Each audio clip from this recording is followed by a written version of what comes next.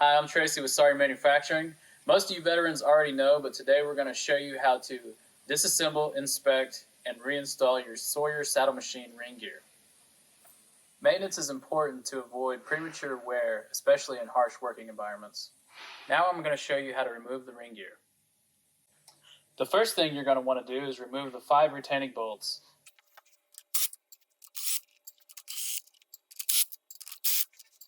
Remove the faceplate, and then you'll be able to slide off the ring gear. So you're going to want to inspect for dirt, debris, and other wear and tear. If you need the OEM for the lubricant, you can call Sawyer Manufacturing and we can provide that to you, or we can give you the part number. Once you've inspected and made sure that there's no visible wear and tear, you're going to want to reinstall.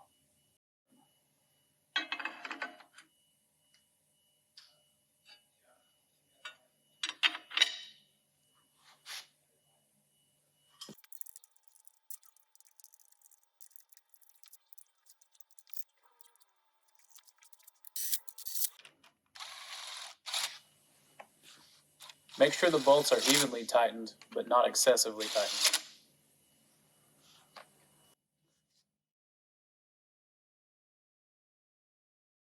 Sometimes it's necessary to reset your gear timing. This is a simple process. With an 1/8 inch Allen wrench, you're going to make sure your drive gear set screws are tight. You're going to loosen the set screw on your accessory drive gear.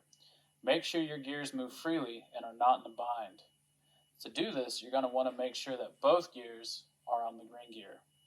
And then you're going to simply tighten the set screws on the accessory drive gear. To double check your timing, you're going to run both drive gears on and off the ring gear without binding.